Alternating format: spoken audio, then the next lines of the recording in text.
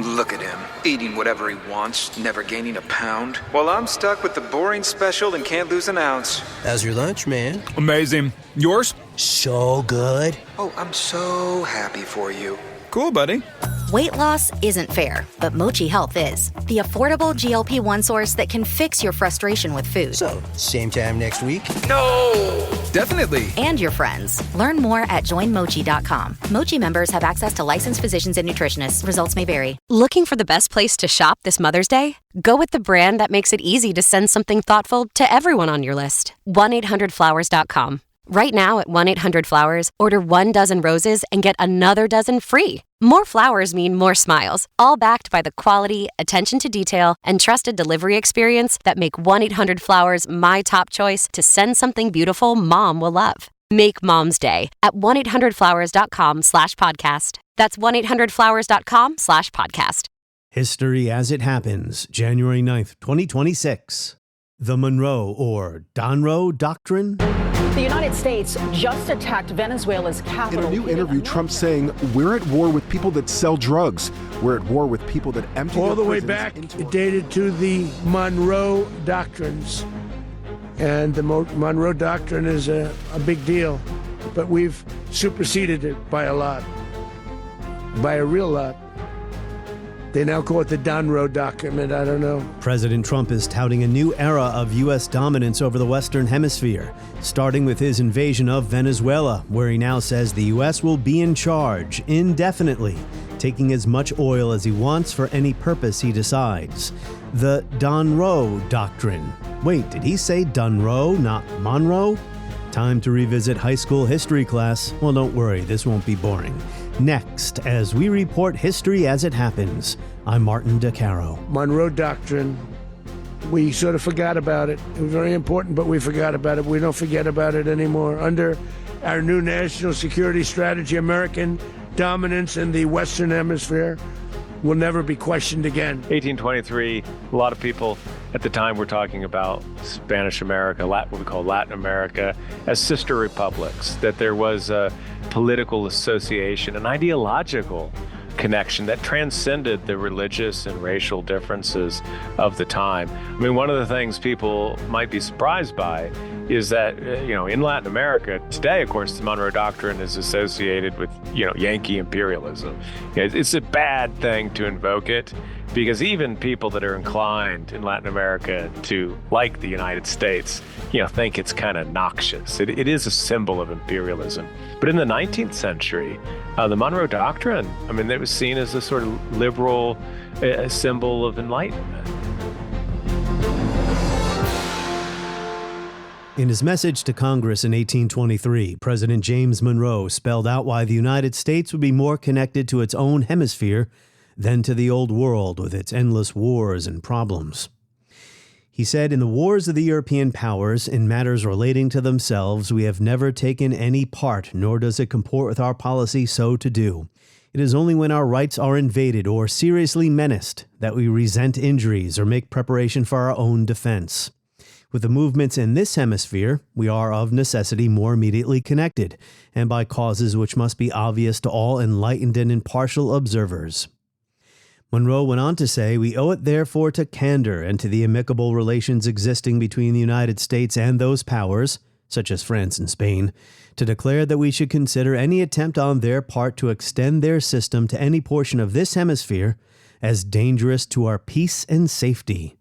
With the existing colonies or dependencies of any European power, we have not interfered and shall not interfere," he said. "But with the governments who have declared their independence and maintained it, and whose independence we have on great consideration and on just principles acknowledged, we could not view any interposition for the purpose of oppressing them or controlling in any other matter their destiny by any European power in any other light than as the manifestation of an unfriendly disposition towards the United States." Fast forward about 200 years. And the Monroe Doctrine is a big deal, but we've superseded it by a lot, by a real lot. They now call it the Donroe Doctrine. I don't know. We built Venezuela oil industry with American talent, drive, and skill, and the socialist regime stole it from us during those previous administrations, and they stole it through force. After ordering the invasion of Venezuela and the kidnapping of its authoritarian leader, Nicolàs Maduro, President Trump did not try to dress up this act of aggression as anything other than an oil grab. Massive oil infrastructure was taken like we were babies, and we didn't do anything about it. I would have done something about it. America will never allow foreign powers to rob our people or drive us back into and out of our own hemisphere. That's what they did. And in a new interview with the New York Times, he says the U.S. will be running Venezuela's oil industry indefinitely. This is what he referred to as the Donroe Doctrine, a new era of outright dominance of our southern neighbors. For their own good, of course. Here is Secretary of State Marco Rubio. As we move forward, we'll describe our process, which is a threefold process in Venezuela. I've described it to them now. Step one is the stabilization of the country. We don't want it descending into chaos. Part of that stabilization, and the reason why we understand and believe that we have the strongest leverage possible, is our quarantine. As you've seen today, 2 more ships were seized. We are in the midst right now and, in fact, about to execute on a deal to take all the oil. They have oil that is stuck in Venezuela. They can't move it because of our quarantine and because it's sanctioned. We are going to take between 30 and 50 million barrels of oil. We're going to sell it in the marketplace at market rates, not at the discounts Venezuela was getting.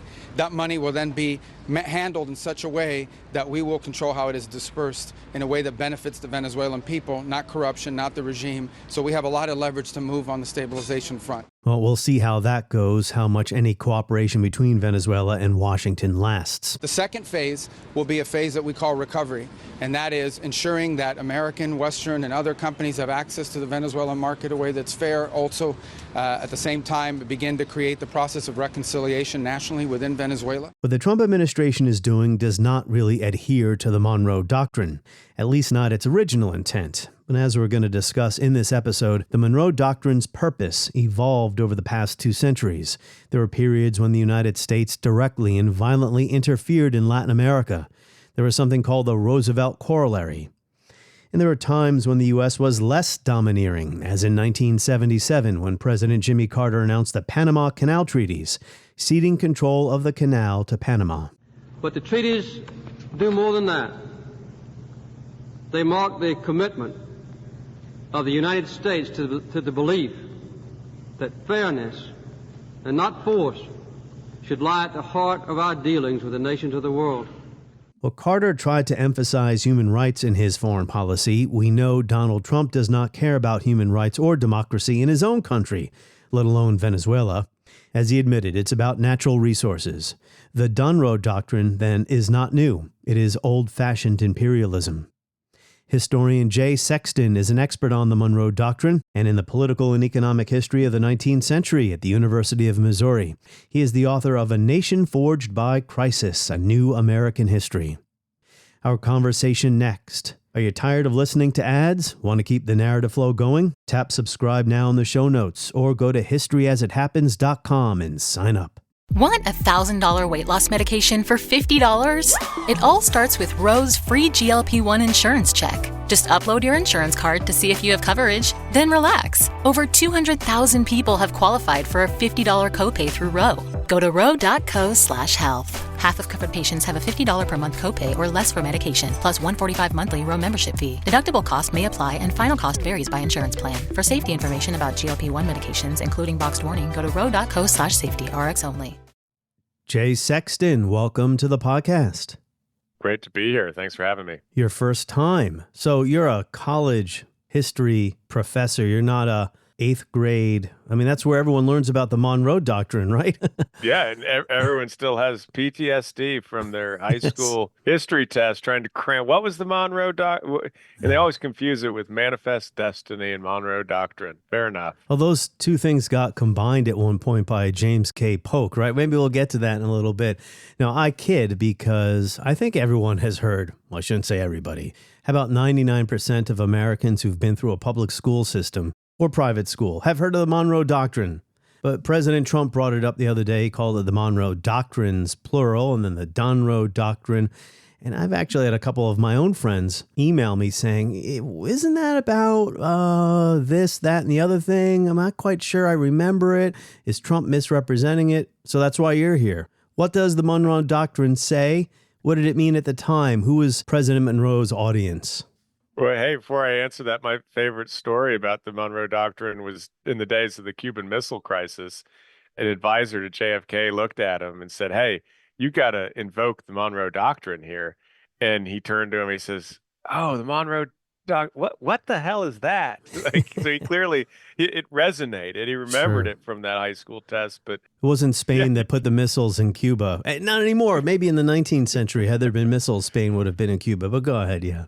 Yeah, no, that's right. So we've all heard of it. We all don't know what it is. And I think in part that's not because we're bad at doing history these days, but it's because it's been a really amorphous, shape-shifting thing across time.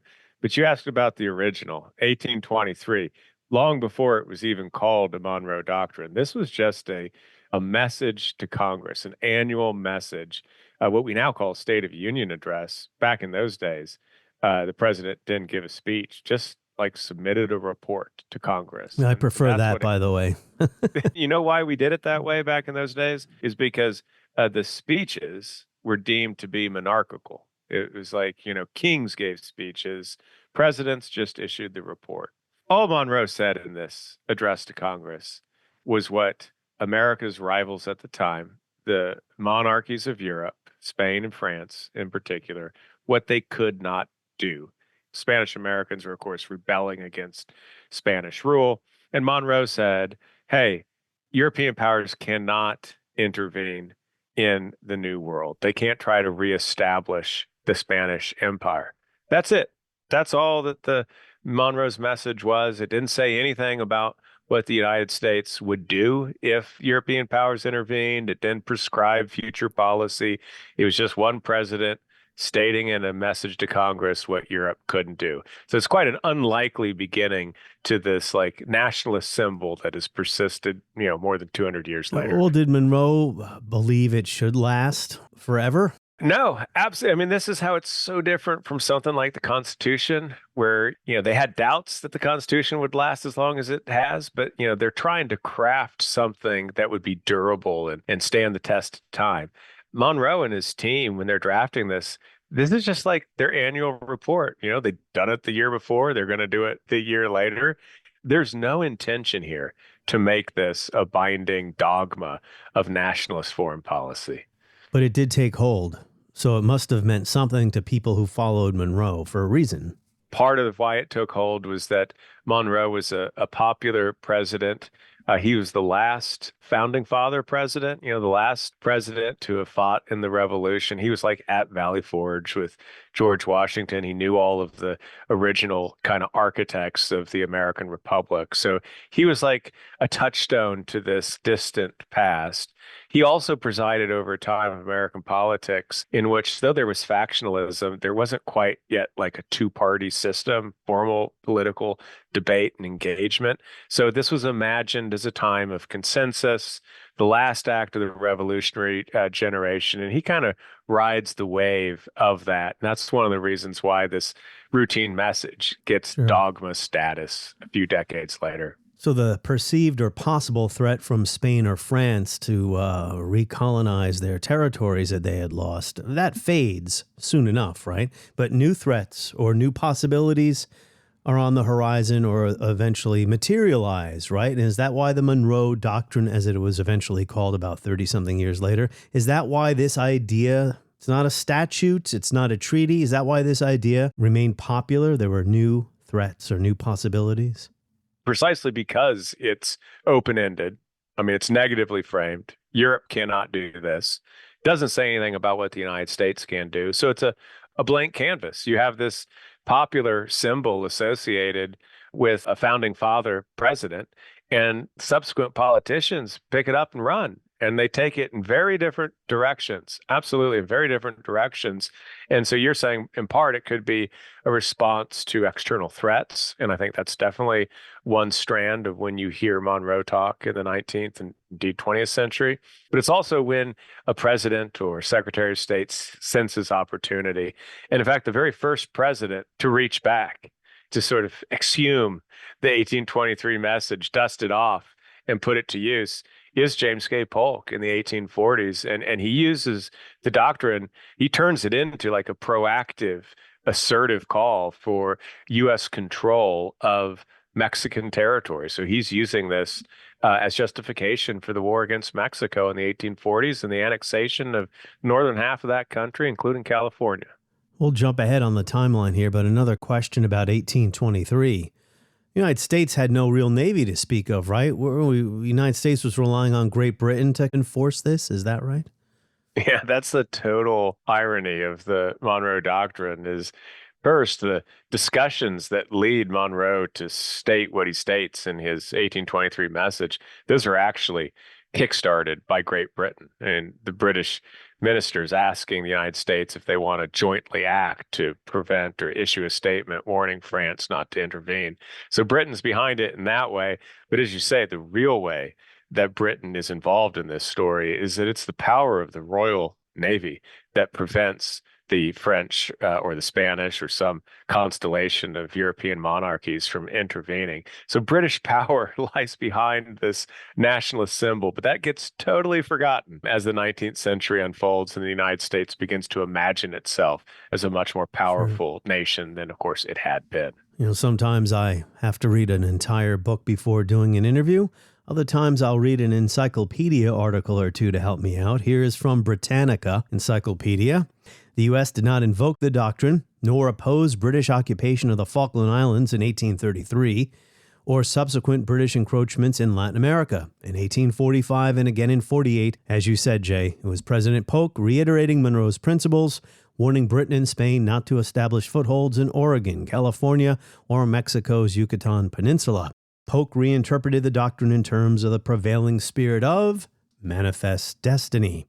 Whereas Monroe had only said the Western Hemisphere was no longer open to European colonialism, Polk now stated the European nation should not interfere with projected territorial expansion by the U.S. Next here on the timeline is 1865. I think you've written a book about this subject, right? The U.S. government in 1865 helping then-Mexican President Benito Juarez overthrow Emperor Maximilian, who had been installed by the French government. Tell us how the Monroe Doctrine was applied here.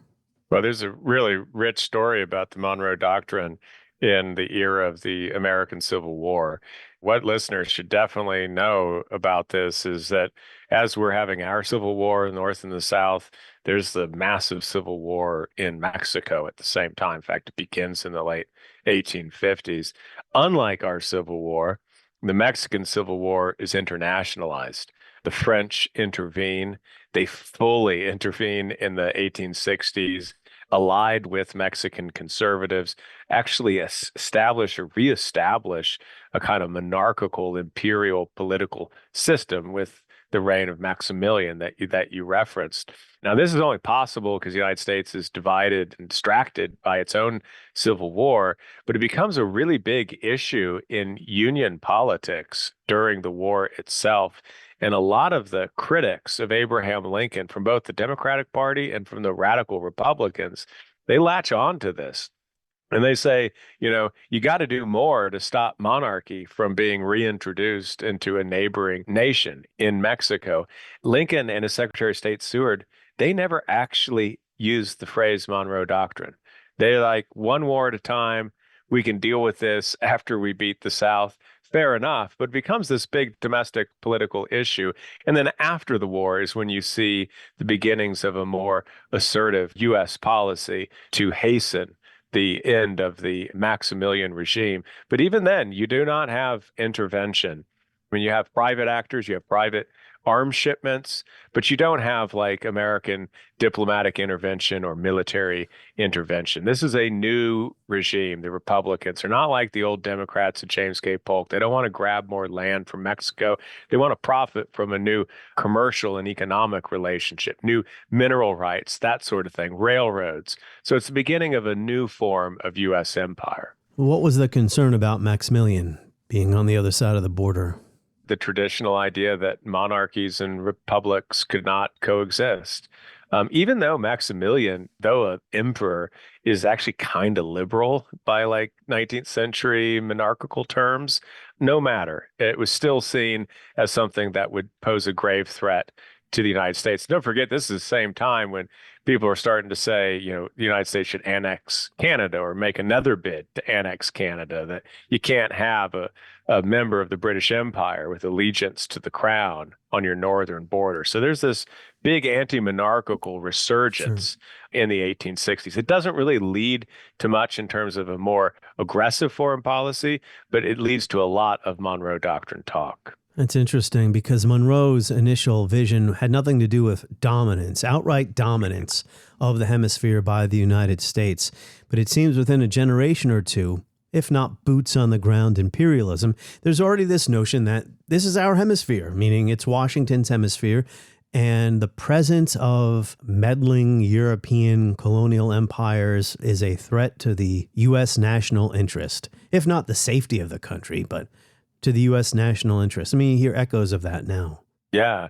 And I mean, part of how you get there is, of course, just the transformation of the nation's economy, the industrialization of the North. So now foreign policy isn't just about, annexing, taking territory. It's now about access to markets, now about capital investments, crossing borders. It's about building railroads, mineral rights. I mean, that's the big revolution in American foreign policy in the days of the Civil War. I mean, we tend to not think about the Civil War's importance in the space-time continuum of U.S. foreign relations, but it is absolutely pivotal. It's like before 1861, something I can't remember off the top of my head, but something like 4/5, 3/4 of the secretaries of state are slaveholders, and all the staff in embassies or consuls outside the United States, are pro-slavery Democrats. And then at the drop of a hat, that completely changes. Wow. The next two secretaries of state, all the way to 1877,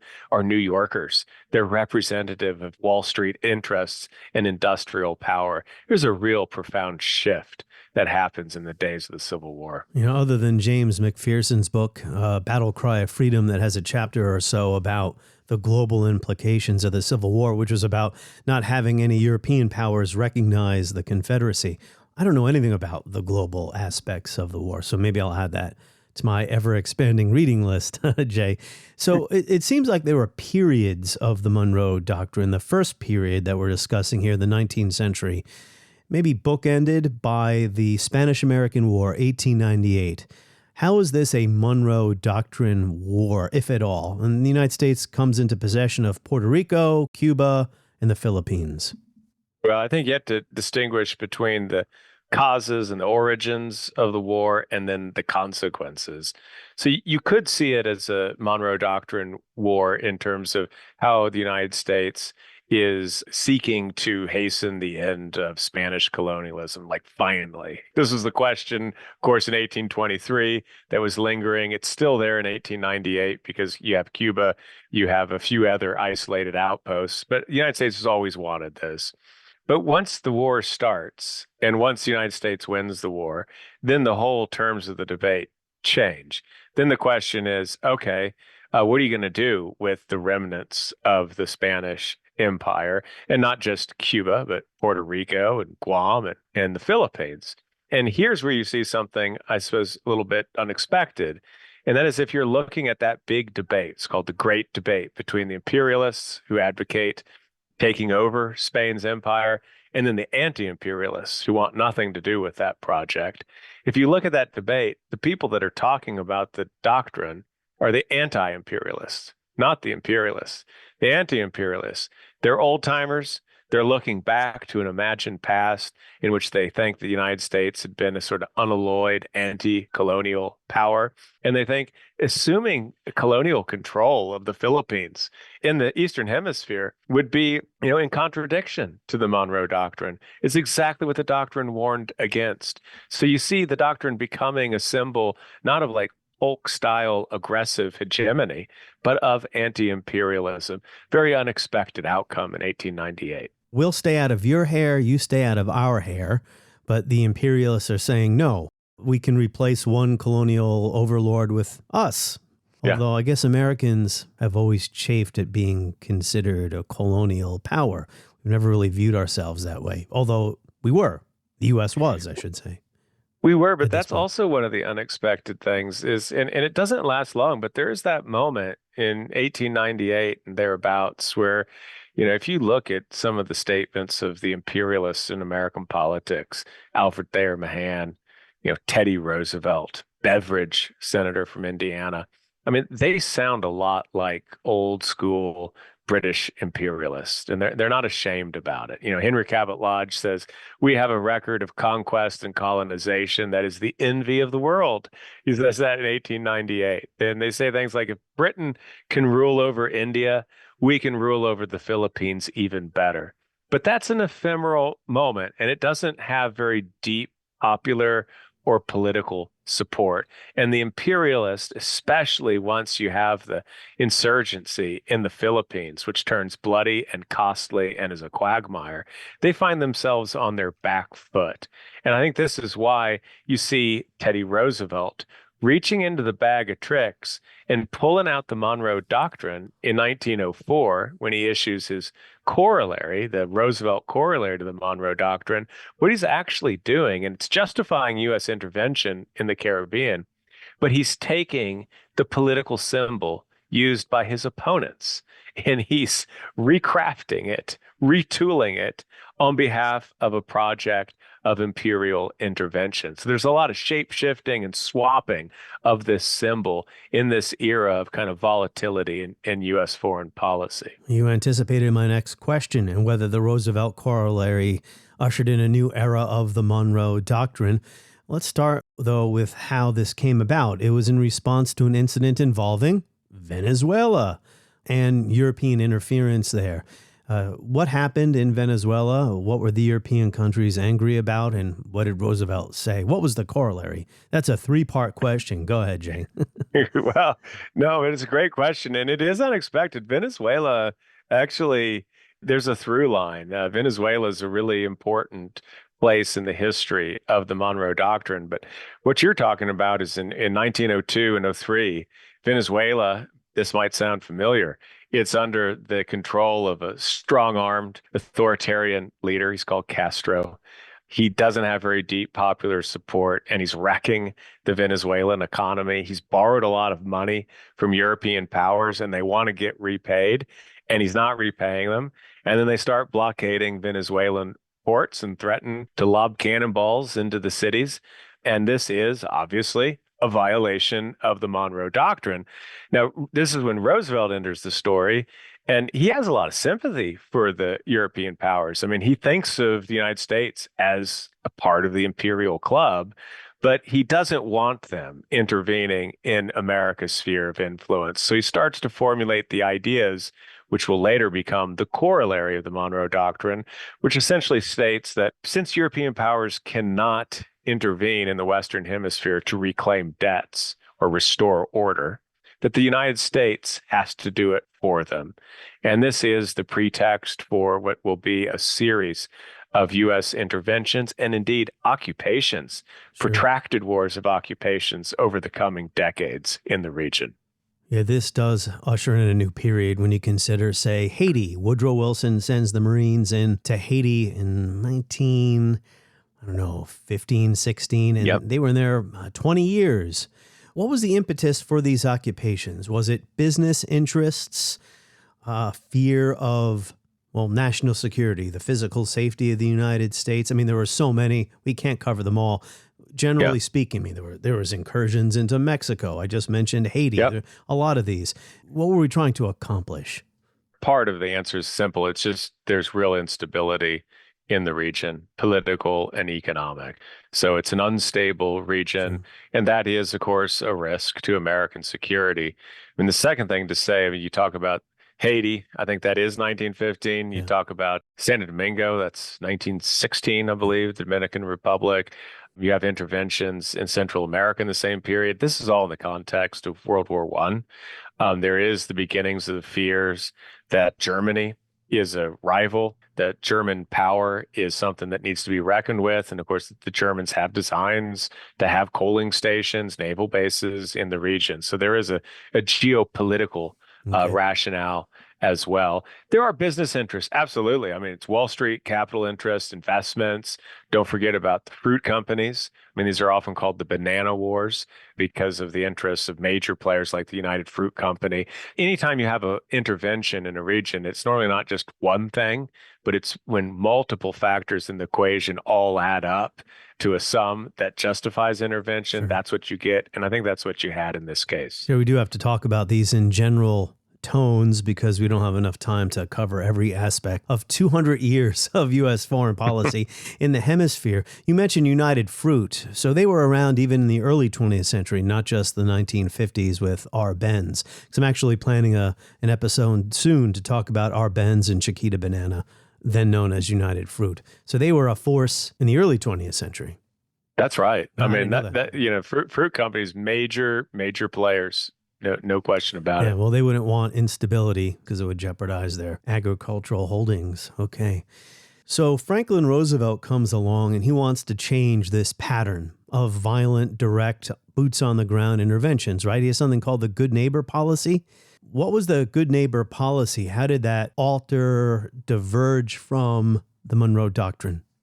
The Good Neighbor Policy, I mean, it has its origins in a State Department memo, a report called the Clark Memoranda, late 1920s. And they're kind of assessing this new Roosevelt corollary and all these occupations and, coming to the conclusion, hey, this isn't worth it. We're investing a lot of resources. We're putting boots on the ground. It costs a lot of money.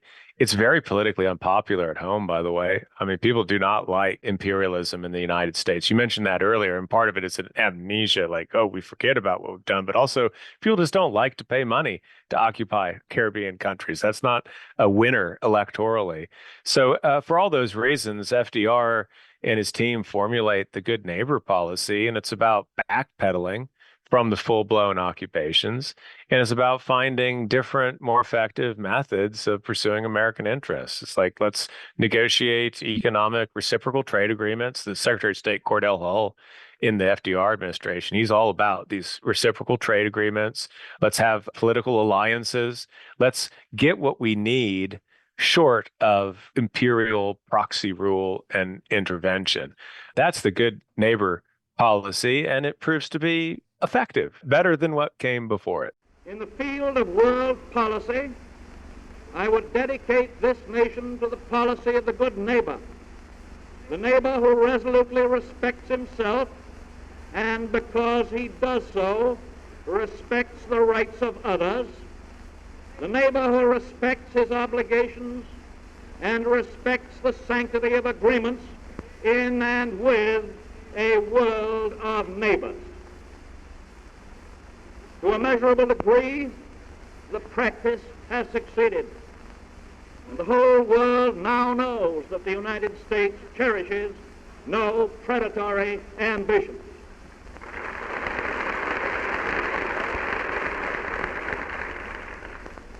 We are strong, but less powerful nations know that they need not fear our strength. We seek no conquest. We stand for peace.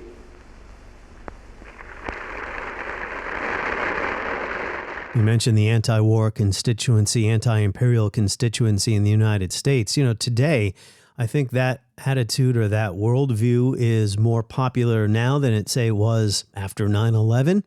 Problem is, you don't see it much represented in Congress. For instance, not to digress here, but I think it was today, on the day we're recording this, what I mean, Congress did, or the Senate did, a war powers resolution about Venezuela, and it barely passed. And even some of the Republicans who voted for it aren't anti-war. They just want Congress to be able to have a say the next time we decide to go back into Venezuela and pound it into submission.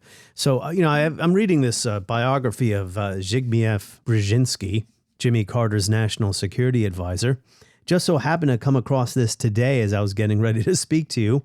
Ceding control of the Panama Canal was part of Carter's agenda to take a lighter touch toward the third world. It also fit into Brzezinski's idea the U.S. should abandon the long-standing Monroe Doctrine. Was that an abandonment of the Monroe Doctrine, the Panama Canal treaties? If any agreement between two nations is to last, it must serve the best interest of both nations. The new treaties do that, and by guaranteeing the neutrality of the Panama Canal, the treaties also serve the best interest of every nation that uses the canal. Oh, not really. I mean, it's a method of how would U.S. authority be administered in the Panama Canal Zone. I mean, we weren't in the days of Jimmy Carter completely relinquishing the canal. And of course, there's still a U.S. presence there. So I wouldn't say it would be abandoning the Monroe Doctrine, though, of course, hey, that was a big political winner in the 1980s. I mean, the Reagan team, I think Donald Trump himself, young Donald Trump, leveraged that issue. It became a big thing in American politics. He's still angry about it. But it wasn't Yeah. absolutely still angry about it. Still angry about it. Of course, now there's new elements to it, isn't there? There's elements of concerns about either a rival Chinese canal in Nicaragua, which has always been the dream of a second canal, or Chinese influence and control of the ports on either side of the canal. So there is a sort of Monroe concern in the modern day politics of the Panama question. Sure. But the Russians, the Soviets in this earlier era, I think they had kind of a schizophrenic attitude toward the Monroe Doctrine, because on the one hand, yeah, they wanted to erode America's grip on these strategically vital areas like Panama. But on the other hand, they rather liked the idea of a precedent for having free reign in their own sphere of influence. I mean, think about the Brezhnev Doctrine, roll in the tanks into Eastern Europe whenever there's the threat of an anti-communist or pro-democratic movement. So spheres of influence have suited America's geopolitical rivals. If you're talking about Soviets, haven't always liked the idea of the Monroe Doctrine in the region. Yeah, I did kind of skip over the Cold War, Monroe Doctrine or not. The United States repeatedly and often in covert operations intervened in Latin America to fight real or perceived Soviet encroachment in the Western Hemisphere, support for Marxist revolutionaries, what have you. I mentioned Arbenz before.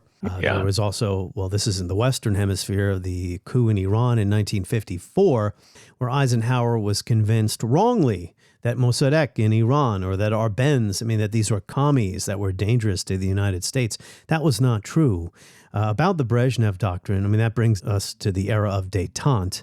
The critics of détente said we cannot recognize a Soviet sphere in Eastern Europe, although it did exist and there was nothing really the U.S. could do about it directly, militarily. And we can go on a long digression if you'd like about the Cold War there, but that's an interesting point you made about how the Soviets saw the Monroe Doctrine as almost giving them a license to do what they wished in their area. You know, the other thing to say about the Monroe Doctrine in the days of the Cold War is that it is used to justify every now and again deposing a leader within the region, Guatemala, Cuban Missile Crisis. But by and large, the trend line is, American statesmen stop talking about the Monroe Doctrine. They stop invoking it. And it's for the obvious reason that after 1945, American foreign policy is not about a sphere of influence. It's about setting up a global system that advances America's international, political, economic interests. And sometimes, you're going to have to intervene across, on the other hemisphere in Asia. Sometimes you're going to have to go to Guatemala, but you're doing it for the same reason, because it's a global struggle against communism. So you see the Monroe Doctrine really drop off the map. It's not really talked about. That's why John F. Kennedy was like, what the hell is that? He kind of remembered it, but didn't really remember it. It doesn't really come back until this recent era. Interesting. Until all of a sudden the spheres of influence are back, man. They're back. I think the other reason why it comes back into play in more recent times is that if you look at the history of the doctrine, and this goes all the way back to the 19th century, it's most commonly appearing in American politics when the parties profoundly disagree about the future direction of the country and how the country fits into the world, disagree about foreign policy. So you have the Cold War consensus. And I know a lot of people, politics has never stopped at the water's edge. Well, it certainly did in the early Cold War relative to what happened in the 19th century or today. And the doctrine flourished in domestic political combat. This is another way of telling its history is, election years somebody's like, I'm going to be a big defender of the Monroe Doctrine. And then the opponent has to be like, no, I'm going to be a bigger defender because this is the real Monroe Doctrine. And then they have a big fight about what it means. So for both those reasons, sphere of influence politics and a divided, fractured domestic political system, the Monroe Doctrine coming back shouldn't be a surprise in the 21st century because it looks more like, in those structural terms, like the 19th. Interesting. I did not know that about JFK, and he was a student of history, and he surrounded himself with intellectuals that he didn't recognize that. Well, who knows? Maybe in the midterm elections this year, the Monroe Doctrine or related issues will be on the agenda. I'm pretty sure that'll be the case if we're to believe the current administration saying we're going to be in Venezuela indefinitely. So we can wrap up here, Jay. What do you think of the Donroe Doctrine? I mean, this sounds just like old school imperialism to me. And they're not even trying to pretend it's about anything else at this point.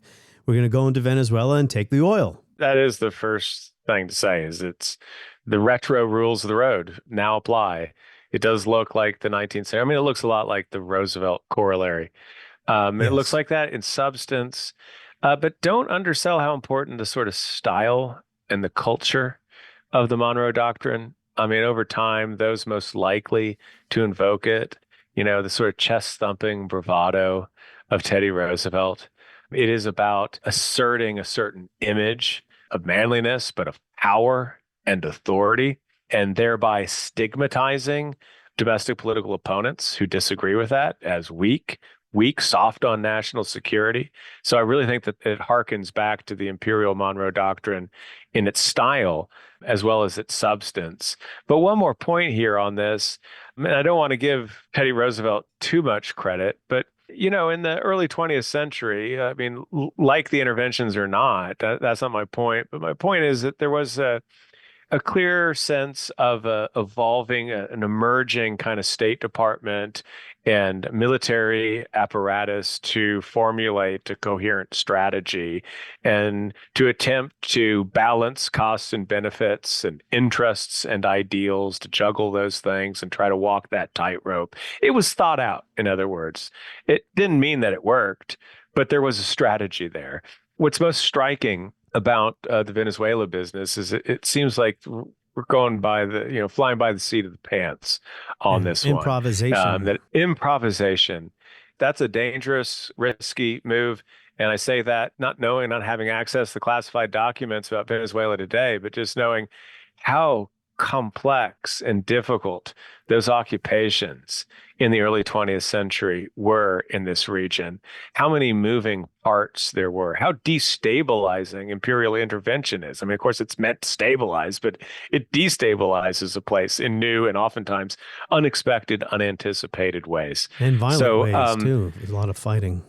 Absolutely. Yeah. Well, there are some echoes or parallels. For instance, with the Roosevelt corollary, it was European powers who thought that Venezuela owed them something, their debts. So they show up with gunboat diplomacy. In this case, President Trump and his minions say that Venezuela stole our oil.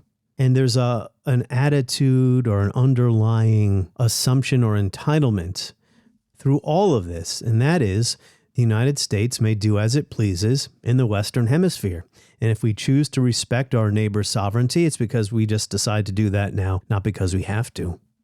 That's my opinion. But don't pin that on Monroe. I mean, I agree. No. I agree with that. But I think that wasn't the original intent, to the extent that there was one, of 1823. In fact, 1823, a lot of people at the time were talking about Spanish America, what we call Latin America, as sister republics, that there was a political association, an ideological connection that transcended the religious and racial differences of the time. I mean, one of the things people might be surprised by is that, in Latin America today, of course, the Monroe Doctrine is associated with, Yankee imperialism. It's a bad thing to invoke it, because even people that are inclined in Latin America to like the United States, think it's kind of noxious. It is a symbol of imperialism. But in the 19th century, the Monroe Doctrine, I mean, it was seen as a sort of liberal symbol of enlightenment. And there was a lot of traction for it there. So these things change over time, as you say. In the whole world of the Western Hemisphere, our good neighbor policy has produced results that are especially heartening. The noblest monument to peace, the noblest monument to economic and social friendship in all the world is not a monument in bronze or stone. It is the boundary that unites the United States and Canada, 3,000 miles of friendship with no barbed wires, no guns, no soldiers, and no passports on the whole frontier.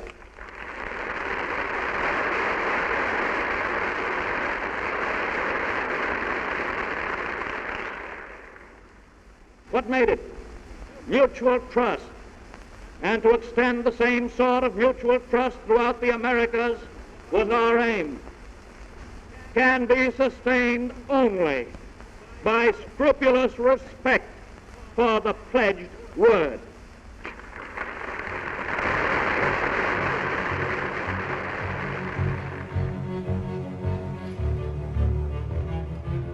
On the next episode of History as It Happens, in President Trump's invasion and oil grab in Venezuela, there are echoes of what happened to Guatemala in the early 1950s. That did not involve oil, it was bananas. That is next as we report History as It Happens.